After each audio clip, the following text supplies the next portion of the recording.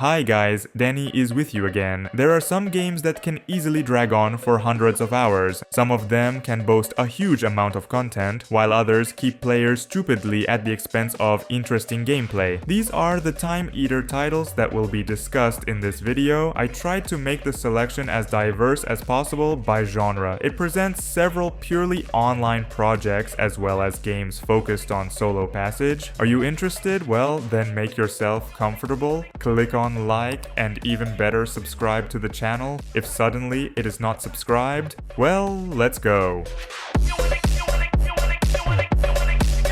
In December of the 23rd, a dynamic multiplayer shooter called The Finals. Nobody really expected the project, but it shot and even attracted the attention of top streamers. What is remarkable about this game, by genre, it's a kind of battle royale, but a team won. Plus, the developers tried to stylize the local carnage under sports competitions. So, the cards on which the kneading takes place are, as it were, in the middle of a huge stadium. There are fans in the stands, and virtual commentators players are periodically notified of events during the match. For example, about drinking one or the other team. Local game modes are the same with something, but the main feature of the finals is still total destructibility, due to which players cannot feel safe even sitting in four walls. No camping, yes to grenade launchers. In general, the developers got a really interesting team joke at the exit. You can try it out for free. Donut, of course, is present, but this is not pay to win. All sorts of skins for weapons and Persians are purchased here for money.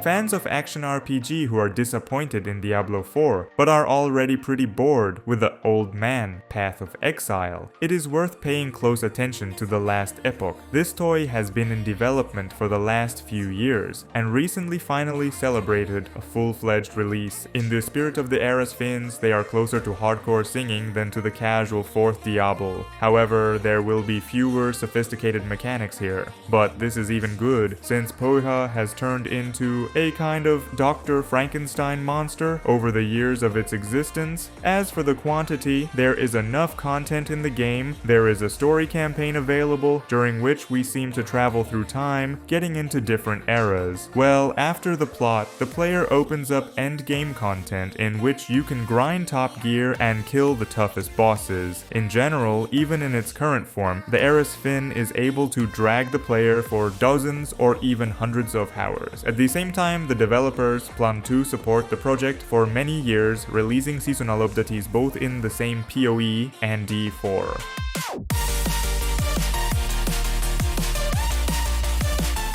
Palworld, which was released at the very beginning of the 24th, made a lot of noise and even found itself in the epicenter of a scandal when the developers were accused of plagiarism. They say they have communicated the idea of collecting Pokemon, and a number of Pokemon themselves, right at Nintendo. However, it doesn't matter who stole what from whom. The main thing is that the game turned out to be good and sold out in millions of copies. As for the gameplay, it's next. We play as a kind of hunter who runs around the big open world and catches certain animals. Extracted Pokemon, they are officially called Palame here, while going straight to the farm. At the latter, they do not stand on ceremony with the animals, forcing them to plow for the owner, that is, the player, from morning to night. Well, if someone is going to shirk, they can be put on meat. That's such a good game. In any case, Palworld is really addictive. It is interesting here not only to hunt strong and rare animals, but also to tinker with the mentioned farm. And you can also start breeding bollards, crossing different species among themselves and getting interesting hybrids at the output.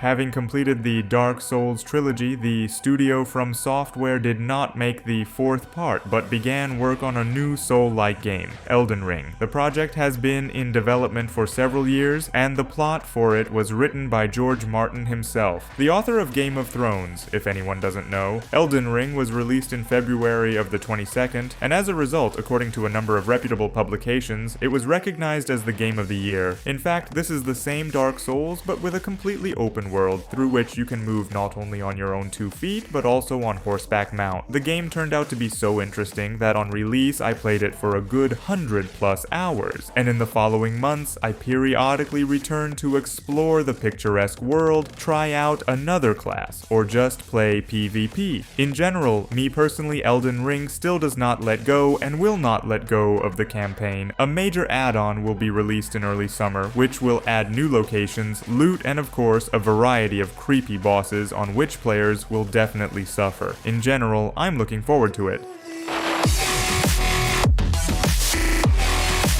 A multiplayer action game that was released back in 2021 but gained massive popularity in the 23rd when it became free to play. By genre, this is another battle royale which has multiplied a dime a dozen over the past years. However, Naraka has enough unique features. First, the developers added mob elements to the game. Namely, they created a pool of almost 24 unique heroes. Each of them has several skills of their own and an ultimate ability. Secondly, the shooters are in the background here. The main bet on close combat. The game is made in a fantasy setting, and the mentioned characters spend most of their time fighting each other with daggers, swords, and katanas. Otherwise, everything is standard. In the Battle Royale mode, we find ourselves on an island with several dozen other players. We run, loot, find weapons and various magical amulets that give useful buffs, and then kill other players, trying to survive as long as possible. The gameplay is uncomplicated but addictive. In addition, developers periodically deliver large seasonal updates, so I see it as a project that could well suck a player in for hundreds of hours.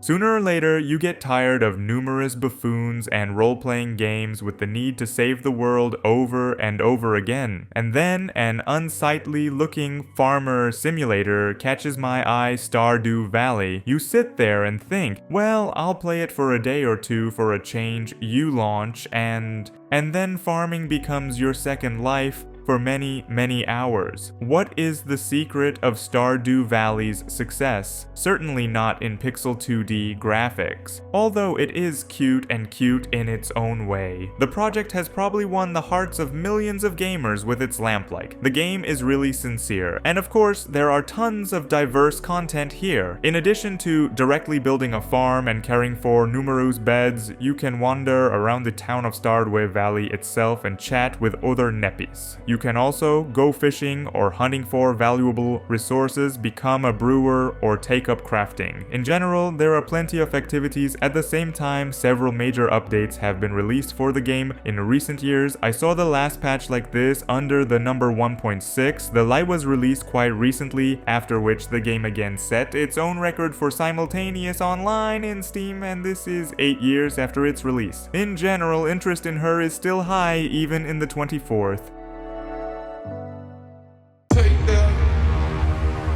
A dynamic multiplayer shooter who has personally devoured 2K hours of my personal life, and it is unknown how many more he will devour. This is again a battle royale in which battles unfold on large open maps. You have to play as part of a team of 3 people. In total, there can be up to 20 such teams in one match at a time. That is up to 60 players. Local characters here, again, are not just know-how dummies, but unique characters with their own skill sets. They are called legends here. Choosing one or the other legends have a direct impact on team gameplay. For example, there are heroes who are better suited for open firefights, while others are more focused on protection or support. The Apex game, although not the first freshness, certainly does not fade away. From year to year, Shutan continues to increase online, so sit waiting for the search. There will definitely not be a match and a selection of players here. And the developers regularly roll out seasonal updates, periodically release new heroes, and even maps.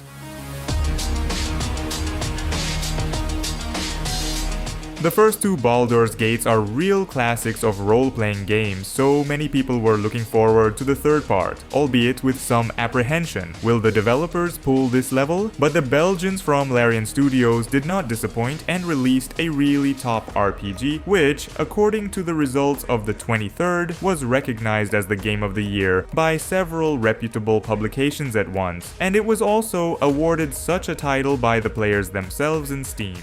The plot starts in the fantasy world of the Forgotten Kingdoms. The character we created turns out to be captivated evil illithids that put a larva in his brain. The hero still manages to escape, but life with a parasite in his head is such a thing. The main task is to get rid of this neighbor before he has become a full-fledged individual. There are truly epic adventures ahead of us. We will have to put together a party of other diverse characters around the hero, explore the vast world, and complete numerous quests. The developers put replay value at the forefront, so almost every selected remark in the dialogue or action performed, it affects something. In Baldur's Gate 3, you can play a kind and fluffy hero, or you can become a kind of concentration of evil, creating lawlessness and chaos. In general, one passage here will clearly not be enough. There is a lot of content in the game for dozens or even hundreds of hours.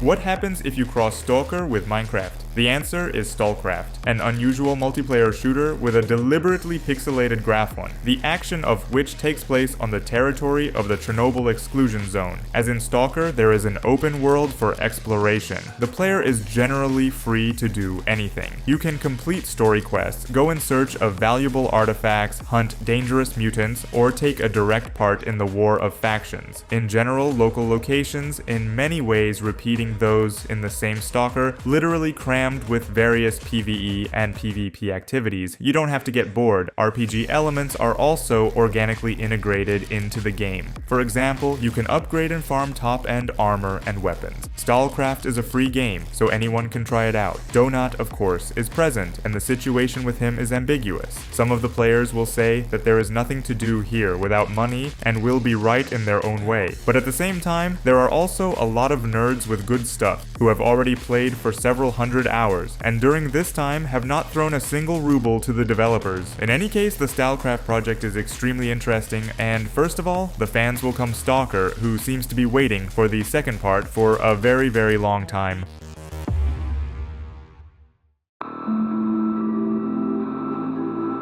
Does this game need a special introduction? Probably not. Anyway, most gamers have heard about it. This is one of the best multiplayer F2P shooters, which was released back in 2013, but is still being actively updated and has a high online rating. The developers have prepared a dashing science fiction story for us, according to which the player, well, that is we, get the opportunity to use combat exoskeletons. By the way, they are called Warframes. There are several dozen of these Warframes in the game, and each of them allows you to use those or other skills. For example, you can tank better in one suit, but if you try on another one, you will be a very nimble and fast dumper. All this stuff opens systematically as you progress through the game, and in some places you will have to mess around a lot. Well, or get rid of it. As for the activities, there are more than enough of them in Warframe. There are many plot-based PvE missions and various videos which involve an endless farm of various kinds of game currency needed for pumping, unlocking weapon blueprints, upgrades, and so on. There are, of course, and PvP. You can cut down with rivals once on a time in mini arenas, or you can take part in much more intense team-to-team or deathmatch battles. In general, Warframe has been a successful game for more than a decade for a reason. You can chew your ass in it, you can get stuck for a long time.